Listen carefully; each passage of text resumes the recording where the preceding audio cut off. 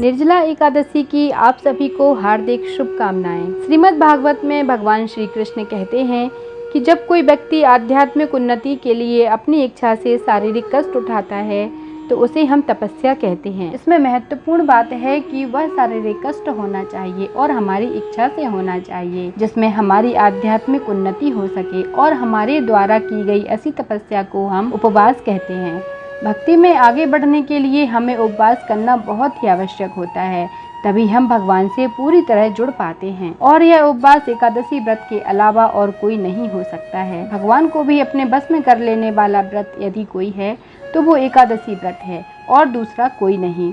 इसीलिए एकादशी को सभी व्रतों का राजा कहा जाता है और भगवान को सबसे प्रिय भी एकादशी का व्रत है। जब हम एकादशी का व्रत पूरे नियमों के साथ करते हैं तो इससे हमारी भक्ति में प्रगति होती है। इस व्रत के बिना हम भक्ति में आगे नहीं बढ़ सकते हैं। एकादशियों में सबसे बड़ी एकादशी निर्जला एकादशी है, जिसे बिना जल को ग्रहण किए किया जाता है। आज के वीडियो में हम जानेंगे कि निर्जला एकादशी का व्रत क्यों किया जाता है, इसका महत्व इतना अधिक क्यों है और इस व्रत को करने के क्या नियम है। इन सभी सवालों के जवाब आज के इस वीडियो में आप सभी को मिलेंगे।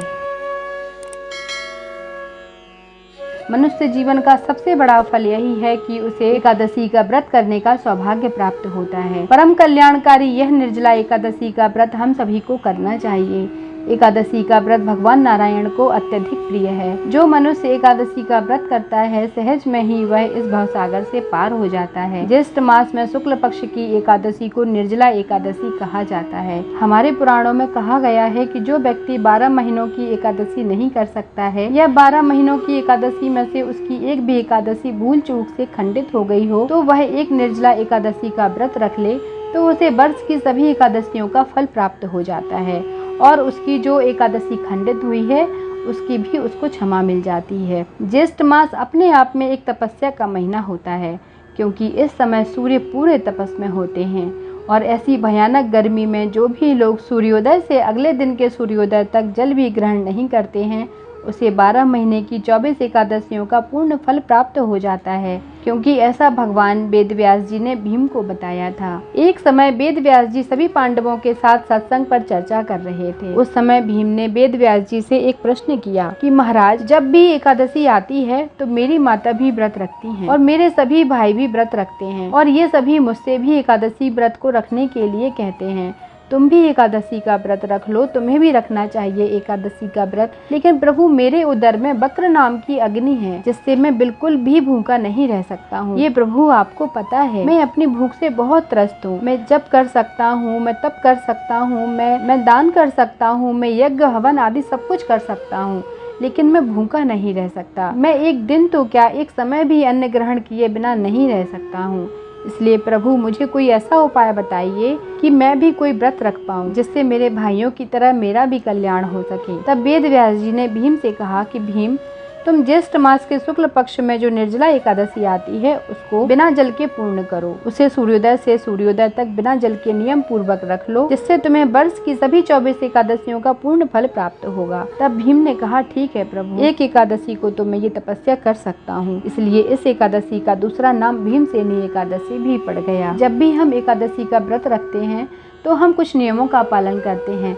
ऐसे ही हम जब निर्जला एकादशी का व्रत रखेंगे तो उसके साथ कुछ नियमों का पालन करेंगे जिससे हमें व्रत का पूर्ण फल प्राप्त हो सके। वे नियम इस प्रकार हैं। एकादशी के 3 दिन पहले से ही हमें प्याज लहसुन को नहीं खाना चाहिए। कई लोग एकादशी के 1 दिन पहले रात्रि में ही प्याज लहसुन खा लेते हैं और अगले दिन व्रत रख लेते हैं, जिससे व्रत का फल बिल्कुल भी प्राप्त नहीं होता है। दसवीं तिथि को रात्रि में ही अन्न का त्याग कर देना चाहिए। दसवीं तिथि को अन्न केवल हमें सुबह के समय ही लेना चाहिए। रात्रि में हम फलाहार, दूध ये सब कुछ ले सकते हैं। एकादशी की सुबह सूर्योदय के पहले उठकर स्नान आदि कर लेना चाहिए। स्नान करने के बाद हाथ में जल लेकर अपना और अपने गोत्र का नाम लेकर व्रत का संकल्प करना चाहिए कि मैं आज निर्जला एकादशी का व्रत रहूंगा और श्री हरि से निर्जला एकादशी व्रत को निर्विघ्न पूर्ण करने के लिए मन ही मन प्रार्थना करनी चाहिए कि प्रभु, मुझे ताकत देना ताकि मैं इस व्रत को पूर्ण कर सकूं, क्योंकि भगवान की कृपा के बिना इस व्रत को पूर्ण नहीं किया जा सकता है। ज्येष्ठ मास की गर्मी में निर्जला व्रत को रखना अत्यधिक कठिन होता है। इसके बाद भगवान नारायण की विधिवत पूजा अर्चना करना चाहिए। पूजा करते समय ओम नमो भगवते वासुदेवाय मंत्र का निरंतर जाप करना चाहिए। इसके बाद हमें निर्जला एकादशी व्रत की कथा को पूर्ण श्रद्धा भाव के साथ सुनना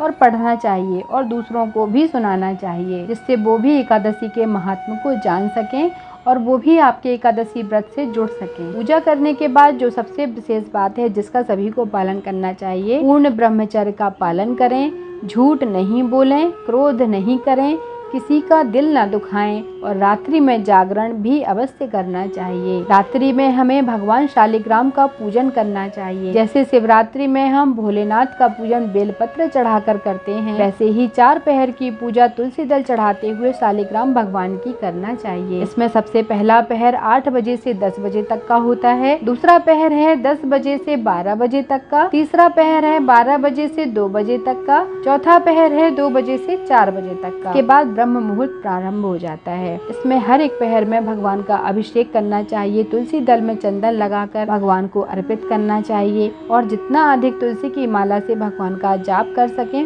वो करना चाहिए। निर्जला एकादशी का व्रत अगर हम पूरे नियमों और विधि विधान से कर सकें तो हमारी 100 पीढ़ियां अगली और 100 पीढ़ियां पिछली तर जाएंगी। निर्जला एकादशी से बड़ा और कोई भी दूसरा व्रत नहीं है, इसलिए इस व्रत को पूर्ण श्रद्धा भाव के साथ अवश्य करिए और दूसरों को भी करवाइए। आशा करती हूँ आप सभी लोगों को निर्जला एकादशी व्रत क्यों किया जाता है, उसके क्या नियम हैं और उसका क्या महात्म्य है, इन सभी सवालों का जवाब आप लोगों को मिल चुका होगा। अगर आप लोगों को आज का यह वीडियो उपयोगी लगा है तो वीडियो को लाइक कीजिए और लोगों को भी शेयर कीजिए ताकि उन तक भी यह जानकारी पहुंच सके। और अगर चैनल पर नए हैं तो चैनल को सब्सक्राइब भी कीजिए ताकि मैं आप लोगों तक ऐसी ही और उपयोगी जानकारी पहुंचाती रहूं। जय श्री कृष्णा। कुंज बिहारी श्री हरिदास विठ्ठल विपुल बिहारी निदास। राधे राधे।